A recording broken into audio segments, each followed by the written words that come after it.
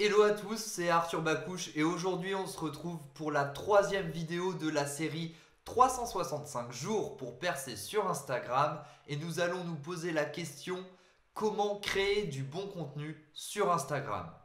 Alors pour cela, je vais te présenter le process que j'utilise lorsque je travaille avec des clients pour trouver vers quoi ils veulent s'orienter et améliorer la qualité de leur feed Instagram.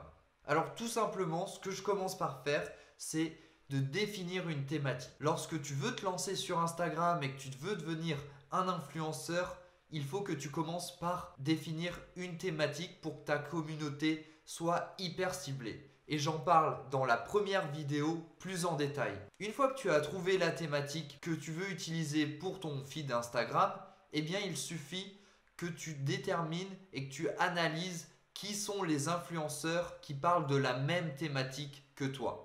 Une fois que tu as trouvé qui sont les influenceurs qui parlent de la même thématique que ton compte Instagram, eh bien analyse leur feed Instagram. De plus, je te donne un exemple tout bête. Si tu veux produire du contenu en rapport avec les paysages et que tu habites à Paris et l'influenceur dont tu t'inspires habite dans les Alpes et produit du contenu en rapport avec les montagnes, eh bien ça va être très difficile de réaliser le même type de contenu. Alors trouve quelque chose qui soit un minimum similaire à ce que tu es capable de faire.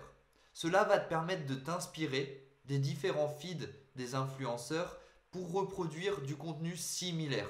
S'inspirer est une bonne chose lorsqu'on veut débuter sur Instagram. Ça va permettre de t'orienter. Mais pense à incorporer à ton feed Instagram ta personnalité et trouver quelle est ta valeur ajoutée par rapport aux autres influenceurs dont tu t'es inspiré. Pourquoi? Eh bien d'un point de vue motivation, ça va être beaucoup plus simple de créer du contenu de qualité même s'il est inspiré de certains influenceurs si tu y ajoutes ta personnalité et ta valeur ajoutée. De plus, tu vas voir que les influenceurs Instagram déjà bien établis sur la thématique que tu partages avec eux possèdent des feeds Instagram qui ont sûrement des teintes de couleurs similaires.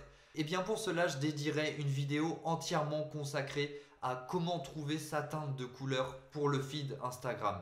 Je pense qu'il y a énormément de choses à dire parmi les applications disponibles, le mood que tu vas faire ressortir à travers une teinte de couleur et ça nécessite une vidéo entière. Et ensuite, la dernière étape que j'utilise dans mon process pour créer du bon contenu Instagram est d'analyser le contenu qui a été publié. Après avoir publié une dizaine de photos sur ton compte Instagram, link ton compte Instagram à une page Facebook pour pouvoir utiliser Instagram Business et donc avoir toutes les analyses de tes publications pour voir ce qui plaît et ce qui ne plaît pas à ton audience. Tu vas le voir car certaines publications possèdent un plus grand nombre de likes et un plus grand nombre de commentaires. Bien entendu, cela peut être dû à d'autres facteurs comme quand est-ce que tu publies ta photo sur ton compte Instagram. Mais en général, le contenu que tu publies sera jugé par ta communauté et tu pourras voir ça à travers le nombre de likes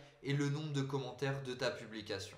Et si tu n'as pas de page Facebook, une simple feuille Excel ou Google Sheet suffira à mesurer qu'est-ce qui plaît à ton audience ou pas. Une fois que tu as mesuré la performance de tes publications sur Instagram, il te suffit de reproduire le contenu qui plaît à ta communauté pour accroître ton nombre de followers rapidement. Merci à tous, c'était Arthur Bakouche. Si tu as la moindre question, n'hésite pas à la poster en commentaire, j'y répondrai et je te souhaite une bonne journée. Ciao!